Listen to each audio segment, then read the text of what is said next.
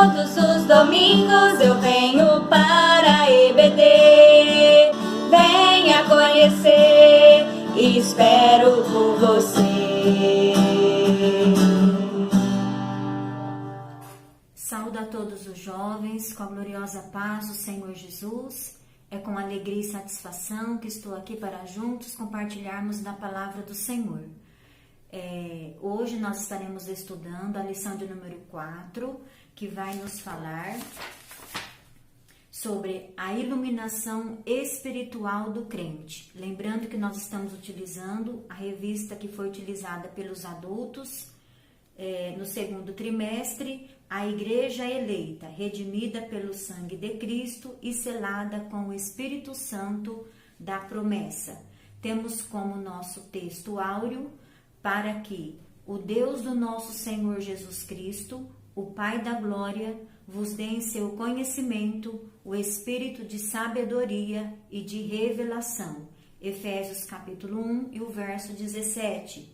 Verdade prática: a vocação do crente inclui a herança de preciosas riquezas, conferidas aos eleitos pela grandeza do poder de Deus. Nós temos como texto base da nossa lição, carta do apóstolo Paulo aos Efésios, capítulo 1, do verso 15 ao 23, que diz assim a palavra do Senhor: pelo que ouvindo eu também a fé que entre vós há no Senhor Jesus e o vosso amor para com todos os santos, não cesso de dar graças a Deus por vós, lembrando-me de vós nas minhas orações, para que o Deus do nosso Senhor Jesus Cristo, o Pai da glória, vos dê em seu conhecimento o espírito de sabedoria e de revelação, tendo iluminados os olhos do vosso entendimento, para que saibais qual seja a esperança da sua vocação e quais as riquezas da glória da sua herança nos santos, e qual a sobreexcelente grandeza do seu poder sobre nós, os que cremos, segundo a operação da força do seu poder, que manifestou em Cristo, ressuscitando-o dos mortos e pondo-o à sua direita nos céus, acima de todo principado e poder e potestade e domínio e de todo nome que se nomeia, não só neste século, mas também no vindouro. E sujeitou todas as coisas a seus pés, e sobre todas as coisas o constituiu como cabeça da igreja, que é o seu corpo, a plenitude daquele que cumpre tudo em todos. Amém? Glória a Deus. Então nós vemos aqui um trecho da carta do apóstolo Paulo aos irmãos em Éfeso. Essa carta foi escrita tanto para os nossos irmãos, como também para todos que estavam ali ao redor ali da Ásia, né? Então o apóstolo, ele quer dizer, ele está fazendo, primeiro, essa carta, todas as cartas do apóstolo Paulo é dividida em 4 partes. Primeiro, saudação, depois, gratidão, louvor, exaltação a Deus. Ele entra com o ensino doutrinário, ele vem com a aplicação pessoal e depois ele vem com a conclusão da carta. E essa carta que o apóstolo Paulo escreve aos Efésios, ele está intercedendo pelos irmãos que uma vez já foram salvos pelo Senhor. Ele mesmo testifica da fé dos irmãos e também do amor fraternal ao qual os irmãos têm para com os demais. Lembrando que a fé é crer, é acreditar. Nós temos registrado no livro de Efésios mesmo, capítulo número 2 e o verso de número 8, que diz assim: porque pela graça sois salvos, por meio da fé, e isto não vem de vós, é dom de Deus. Amém? Então, uma prova, né, de que os nossos irmãos efésios e nós também, nós somos salvos por meio da fé. E isso não vem de nós, porque essa é uma fé salvífica, é um dom de Deus.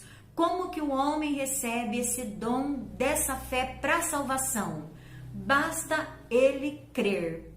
A Bíblia diz assim, que o Senhor Jesus, que o Senhor Deus amou o mundo de tal maneira que enviou seu Filho unigênito, para que todo aquele que nele crê não pereça, mas que tenha a vida eterna. Então, essa salvação pela fé, primeiramente, é para todos os que creem na pessoa bendita de Jesus, no sacrifício de Jesus por nós, para a nossa salvação, para o nosso resgate, para o nosso livramento da condenação eterna. E é através desta fé que nós temos acesso a essa graça. Graça é favor imerecido, então não é pelas obras, né? Não é por vontade própria, né? De forma intelectual ou verbal, não. É algo realizada em nós quando nós cremos por fé através do Espírito Santo de Deus, que tem o poder de perdoar nossos pecados, transformar o nosso caráter, nosso modo de pensar, nosso modo de agir, glorificar o nosso corpo, né? Fazer com que quando nós descemos à sepultura ou quando nós nos encontrarmos com o Senhor nos ares através do arrebatamento, nós temos o nosso corpo glorificado, ascendemos ao céu e temos a vida eterna com Cristo. Essa é a fé salvadora, a fé salvífica, a fé para a salvação eterna do homem, da alma do homem, né?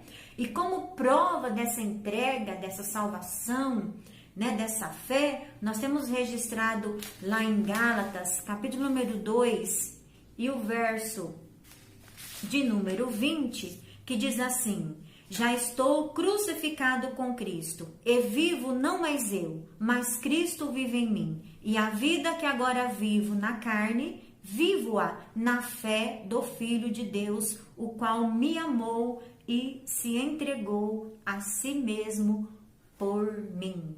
Então isso fala de uma transformação, isso fala de uma regeneração, que o próprio apóstolo Paulo está testificando que ele já estava crucificado com Cristo, e agora não vivia mais ele, mas sim Cristo vivia nele. E essa fé que nós professamos, né? Que agora quem vive em nós é Cristo, quem habita em nós agora é o Espírito Santo de Deus, como nosso guia, né? Nos dando direção em relação às nossas atitudes, né? Em relação ao nosso modo de viver, nosso modo de tomar a forma de Cristo, né? Se parecer com Cristo, um homem manso, um homem humilde, longânimo, né? Os seus atributos, fazer a sua vontade, a vontade do Pai, né?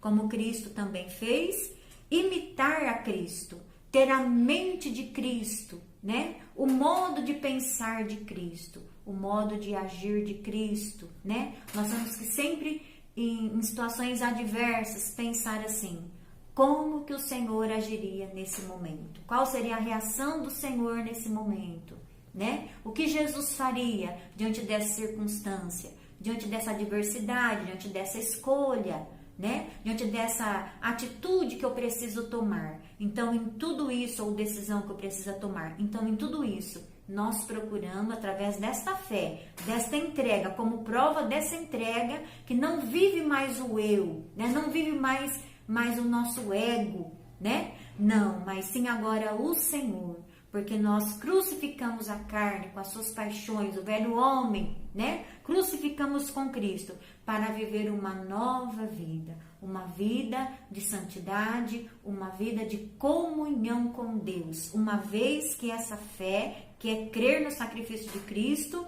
nos trouxe, né? Nos deu acesso a essa comunhão com Deus, nos uniu a Deus novamente, né? Para uma vida de comunhão, uma vida de intimidade com Deus. Além do apóstolo Paulo testificar sobre a fé dos nossos irmãos em Efésios, os Efésios, ele também testifica do amor fraternal, do amor deles entre os demais irmãos, algo também importante para nós preservarmos. Então nós vemos aqui duas bases, né, do evangelho. Primeiro, a fé para a salvação. Segundo, o amor fraternal. O Senhor disse que os mandamentos se resumem em 2 principais. Primeiro, amar ao Senhor sobre todas as coisas. Segundo, amar o seu próximo como a si mesmo. Quando eu amo a Deus sobre todas as coisas, eu recebo de Deus este amor derramado no meu coração, a qual eu tenho condição de amar o meu próximo como a mim mesmo. O mesmo bem que eu quero para mim, que eu desejo para mim, eu também desejo para o meu próximo, né? Um amor de entrega, um amor de honra, um amor sacrificial, um amor que quer o bem. Em João, capítulo 15, e o verso de número 12, diz assim a palavra do Senhor. João 15, o verso 12. O meu mandamento é este, que vos ameis uns aos outros, assim como eu vos amei. Outro versículo que nós separamos aqui também é Romanos, capítulo 12, e o verso de número 10. Romanos 12 e o verso de número 10.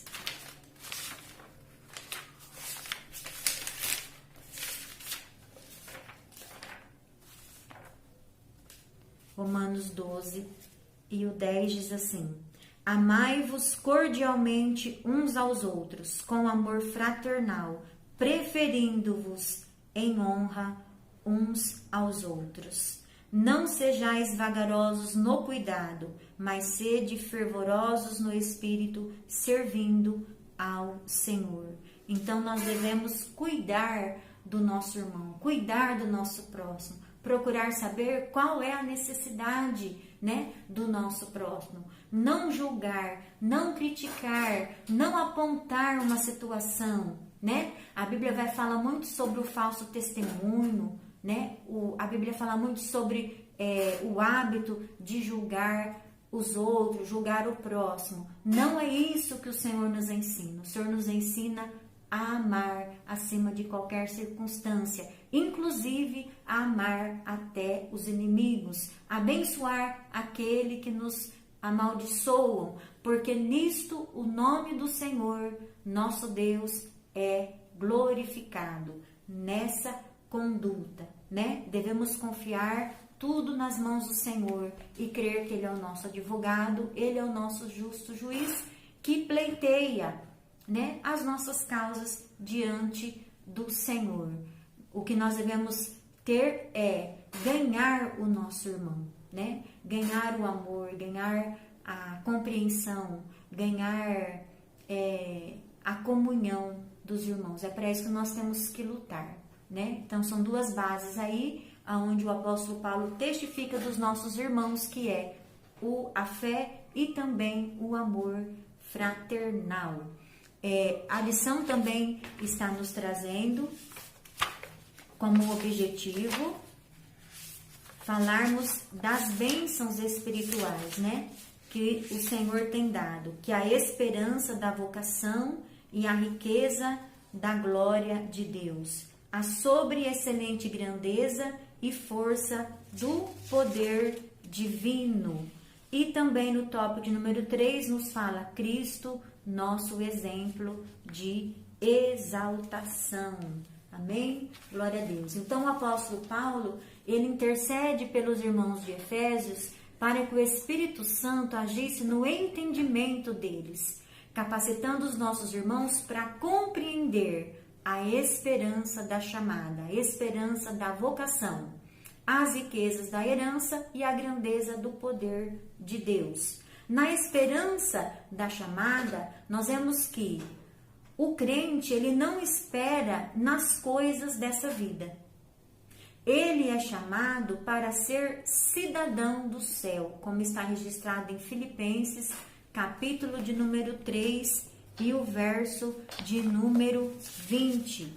Filipenses 3 e o verso número 20 diz assim: mas a nossa cidade está nos céus, de onde também esperamos o Salvador, o Senhor Jesus Cristo. Ó, o 21. Que transformará o nosso corpo abatido para ser conforme o seu corpo glorioso, segundo o seu eficaz poder, de sujeitar também a si todas as coisas. Amém? Então aí nós vemos o poder de Deus, né? O poder de transformação, de transformar o nosso corpo abatido, nosso corpo que hoje é corruptível, em um corpo glorioso, em um corpo transformado, incorruptível. Essa é uma da esperança do crente, a esperança da chamada do crente. Nós vemos lá em Hebreus, capítulo 11, o verso 16, na galeria dos heróis da fé. Hebreus 11, e o verso 16, que nos diz assim: mas agora desejam uma melhor, isto é, a celestial. Por isso também Deus não se envergonha deles, de se chamar seu Deus, porque já lhes preparou uma cidade. Amém? Glória a Deus. Então essa foi a esperança, né, dos nossos heróis da fé. Todos esses homens foram justificados por Deus pela fé. Andaram com Deus, tiveram testemunho de fé na sua vida, né? Realizaram obras para Deus, propósitos de Deus, cumpriram os propósitos de Deus na sua vida, na sua existência, por isso entraram aqui na galeria dos heróis da fé, né? Olhando, né, para a promessa que Deus tinha na vida deles, né? A promessa vindoura. Verso 38 diz assim: dos quais o mundo não era digno, né? Homens a qual a própria Bíblia testifica que o mundo não era digno desses homens. E todos estes, tendo tido testemunho pela fé, não alcançaram a promessa aqui, né? A promessa passageira aqui, mas provendo Deus alguma coisa melhor a nosso respeito, para que eles sem nós não fossem aperfeiçoados. Amém? Nossos irmãos, né, viveram uma vida de fé, crendo na promessa. 33 diz assim: os quais pela fé venceram reinos, praticaram a justiça e alcançaram promessas, fecharam as bocas dos leões, apagaram a força do fogo, escaparam do fio da espada, da fraqueza tiraram forças, na batalha se esforçaram e puseram em fuga os exércitos dos estranhos. Tudo isso foi nos deixado para testemunho. Eram pessoas como nós, limitadas como nós, mas que pela sua fé, pela sua perseverança e obediência à vontade de Deus, venceram reinos, praticaram a justiça, alcançaram promessas. Promessas de Deus, né, que se cumpriram durante a sua trajetória de vida, e a promessa vindoura da salvação em Cristo. Hoje dormem em Cristo, esperando o arrebatamento da igreja. Por isso que diz para que nós fôssemos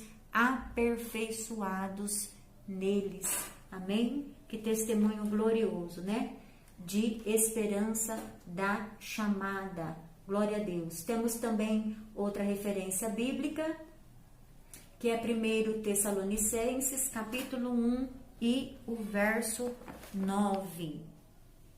Porque eles mesmos anunciam de nós qual a entrada que tivemos para convosco, e como dos ídolos vos convertestes a Deus, para servir o Deus vivo e verdadeiro, e esperar dos céus a seu Filho, a quem ressuscitou dentre os mortos, a saber, Jesus, que nos livra da ira futura. Então essa é outra esperança da nossa chamada, o livramento da ira futura de Deus sobre a humanidade, sobre os filhos da desobediência, né? Sobre aqueles que não creram em Jesus. O próprio apóstolo João falou, né?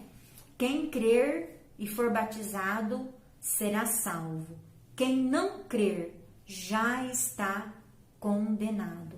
Amém? Então essa é uma afirmativa. Então uma das nossas esperanças da chamada é a salvação em Cristo e o livramento da ira futura de Deus que virá sobre a face dessa terra. Amém? Glória a Deus. Também nós temos aqui uma referência bíblica, 1 aos Coríntios, capítulo 15 e o verso 19. 1 aos Coríntios, capítulo 15 e o verso 19, que diz assim: se esperamos em Cristo só nesta vida, somos mais miseráveis de todos os homens. Esse versículo, meditando nele, ele significa porque muitas pessoas esperam viver uma vida plena aqui nesta terra. Muitos procuram a Jesus para a solução de um problema, somente para isso, para enriquecer, para adquirir posses, né? Para adquirir posição, para cumprir o desejo do seu coração, né? De um projeto de vida, para a realização de um sonho, né? Mas que serve somente para essa vida aqui na face dessa terra, né? Para esse sistema de vida aqui do mundo, que é corrompido. O Senhor quer nos levar para uma esperança da nossa chamada, como nós já falamos aqui no início, para uma vida futura, para uma cidade no céu, que já está nos preparada. O Senhor, antes dele ascender ao céu, dele subir ao céu, ele disse que ele iria para o Pai, nos preparar lugar, porque na casa do meu Pai, ele disse, há muitas moradas. Então, a maior esperança, amado jovem que está me ouvindo, da nossa chamada é morar com Cristo, numa cidade incorruptível, numa cidade onde nada pode contaminar. Lá não haverá corrupção, lá não haverá temor, não haverá medo, não haverá insegurança, né? A Bíblia diz que o próprio Senhor Jesus será o governante dessa cidade. E nós iremos ajudar a Ele a governar também essa cidade. Então, a nossa maior esperança é cumprir o propósito de Deus aqui, muitas das vezes com sacrifício, com dificuldade, renunciando a nós mesmos, né? Passando por aflições, por tribulações, por angústias, por perseguições, mas que nós entendemos que aquilo que está preparado para nós, como o apóstolo Paulo falou, não subiu ainda ao nosso coração, né? Olho nenhum aquilo que Deus tem preparado para aqueles que o amam, né? Então o Senhor quer nos levar através dessa lição de hoje para pensar na glória, para pensar no céu, né? Para projetar futuro no céu, um futuro que por Jesus, né? Por Deus no seu propósito lá no início da criação já está proposto para nós, já está realizado por nós, né? Jesus já realizou essa obra através da sua morte e da sua ressurreição. Basta tão somente nós abraçarmos esta vontade de Deus para a nossa vida, valorizarmos, né? Agradecermos a Deus todo dia pela salvação da nossa alma, pelo nosso nome escrito no seu livro sagrado e essa certeza, essa convicção pela fé que nós temos, né? Através da pessoa bendita de Jesus, que nós temos entrada, né? A essa tão grande graça do Senhor sobre a nossa vida. Glória a Deus. Então, a esperança da igreja é a manifestação de Jesus através do arrebatamento, nosso corpo glorificado e o nosso encontro com Ele, para que nós possamos desfrutar dessas riquezas incontamináveis e eternas. Glórias a Deus, né? A outra coisa que a lição nos traz é para nós entendermos a grandeza de Deus, né? Quando ressuscitou a Cristo e o colocou à sua direita, né? E Jesus disse que todo o poder foi lhe dado nos céus e na terra. Vamos ler a referência de 1 aos Coríntios 15 e o 17. Aleluia. E se Cristo não ressuscitou, é vã a vossa fé, e ainda permanecei nos vossos pecados. E também os que dormiram em Cristo estão perdidos.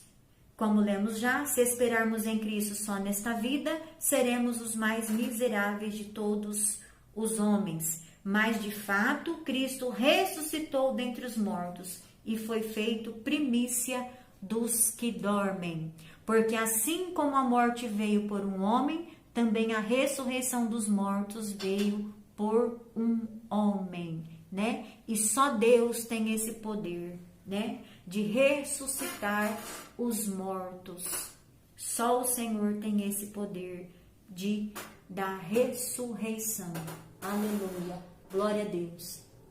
Então, a ressurreição e a ascensão de Jesus é a prova do poder de Deus que nos deu, olha, para pisar em serpentes e escorpião, né? Outro exemplo bíblico, nós temos de Estevão, né? Onde ele teve, pelo entendimento, né, da sua mente, que ele foi iluminado por Deus, ele se tornou um mártir, né? E ele não temeu a morte. E a Bíblia vai narrar que, quando ele estava sendo apedrejado, né, ele teve aquela revelação, né? Ele via os céus abertos, né, esperando a sua entrada, né? Quão gloriosa foi aquela revelação da parte do Senhor para Estevão, né? Porque ele creu, né? Ele creu até o fim, não teve a sua vida preciosa, né? Como o Senhor diz na sua palavra, que aquele que tiver a sua vida por preciosa, perdê-la-á. Mas aquele que entregar a sua vida por amor de mim, né? Ganhará, né? Guarda-la a sua vida e a sua alma para toda a eternidade. Glória a Deus, aleluia. Então Jesus, através do poder de Deus, ele é o cabeça da igreja, né? E por isso as portas do inferno jamais prevalecerão contra a igreja, por causa do poder de Deus, da grandeza de Deus, né? Nós sabemos que quando a igreja for tirada, a igreja for arrebatada, né? Haverá a manifestação do anticristo, do falso profeta e também da besta, porque aí a igreja não estará mais aqui e o mundo passará pela grande tribulação, né? Porque a vitória que vence o mundo é a nossa fé. Jesus irá cumprir tudo em todos pela sua palavra, né? Porque ninguém frustra os desígnios de Deus. Agindo Deus, quem impedirá? Glória a Deus, aleluia, glória ao nome do Senhor. Então o apóstolo Paulo, ele roga ao Senhor que dê espírito de sabedoria para os nossos irmãos em Efésios. Está registrado em Isaías, capítulo 11 e o verso 1. Vamos ver se eu anotei certo aqui. Isaías, livro do profeta Isaías,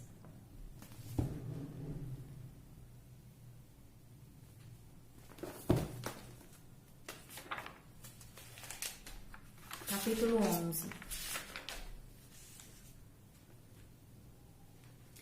Porque brotará um rebento do tronco de Jessé, e das suas raízes um renovo frutificará, e repousará sobre ele o Espírito do Senhor, o Espírito de sabedoria e de inteligência, o Espírito de conselho e de fortaleza, o Espírito de conhecimento e de temor do Senhor.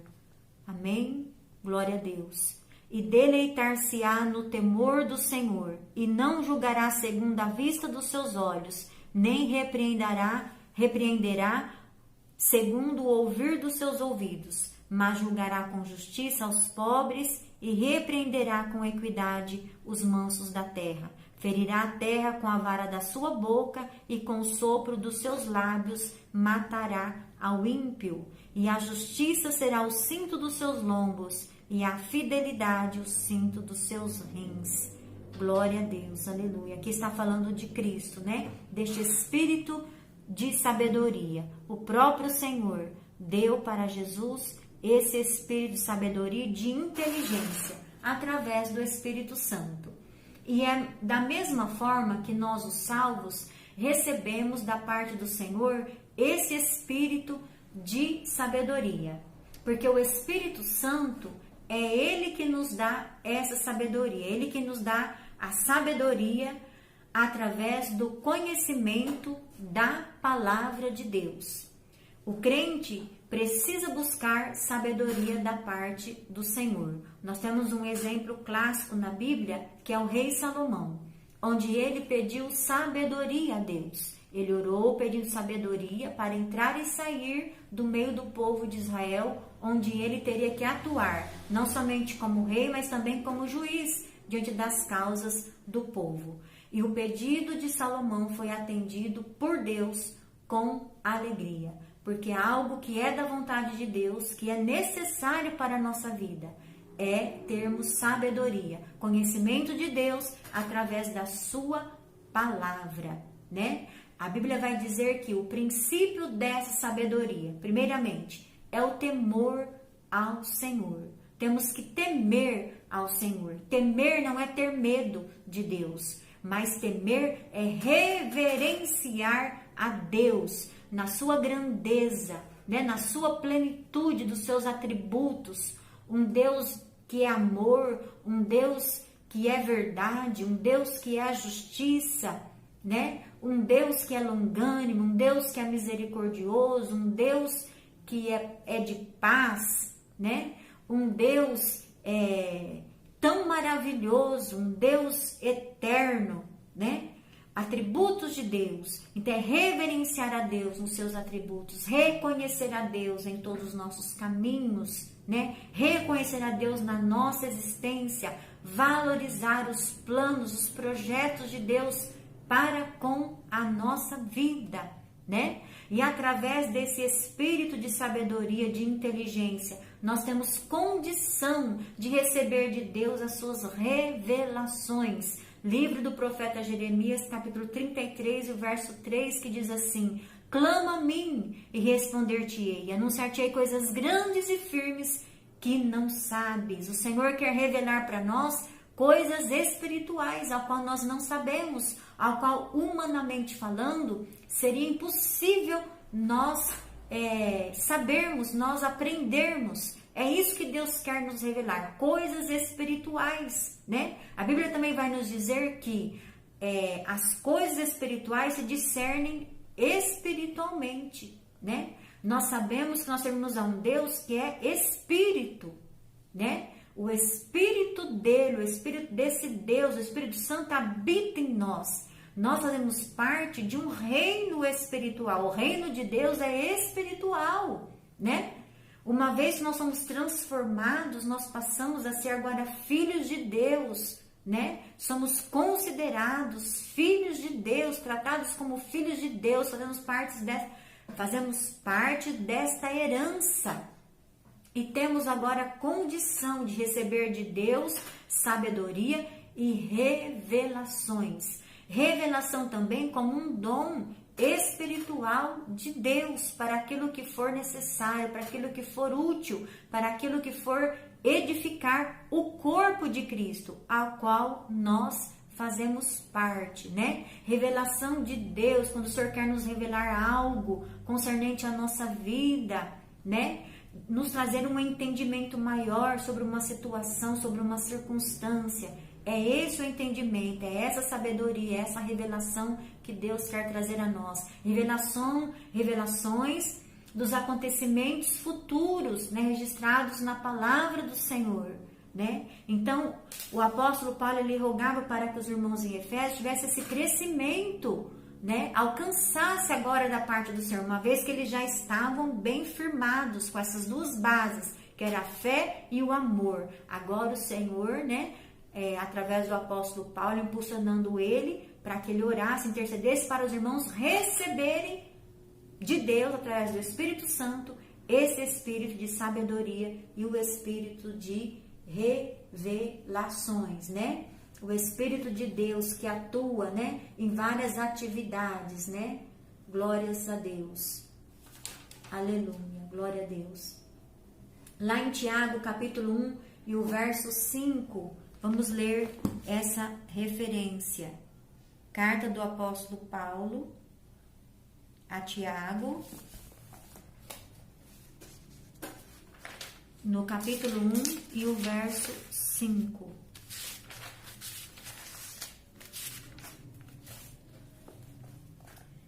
Diz assim a palavra do Senhor: e se algum de vós tem falta de sabedoria, peça a Deus, que a todos dá liberalmente e não o lança em rosto, e ser-lhe-á dada.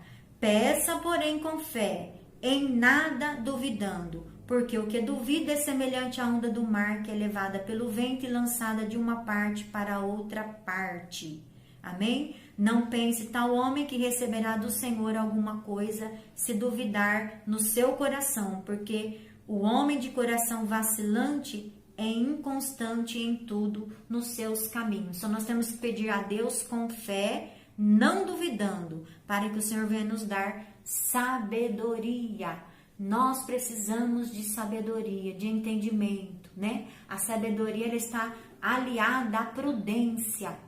A sabedoria nos traz entendimento de como viver uma vida plena na presença do Senhor, né? Como viver de forma prudente para andarmos ao céu. A sabedoria age no nosso entendimento, né? Nos nossos pensamentos, né? A sabedoria nos dá condição de trilhar caminhos retos, caminhos certos, atitudes certas, decisões certas, né? Diante do Senhor, diante dos homens, né? A sabedoria, ela está acompanhada com a prudência, né? Com a diligência. É assim que nós devemos nos portar.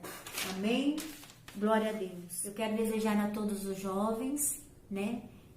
Um dia abençoado na presença do Senhor. Louva a Deus pela vida de cada um. É tempo de buscar ao Senhor. Aproveite para ler a Bíblia, ler as lições da Escola Bíblica Dominical. Tire um tempo para Deus. Tire um particular com o Senhor, porque o Senhor quer se revelar a vocês. Coisas grandes e firmes que não sabes é o que Deus tem para você, querido jovem, para que você possa cumprir o projeto de Deus na sua vida, o propósito de Deus na sua existência. O Senhor te chama hoje para um particular com Ele, porque Ele quer revelar coisas grandes e firmes que você ainda não sabe e que está aqui na palavra do Senhor. Um abraço a todos, na paz do nosso Senhor e Salvador Jesus Cristo. E até a próxima aula.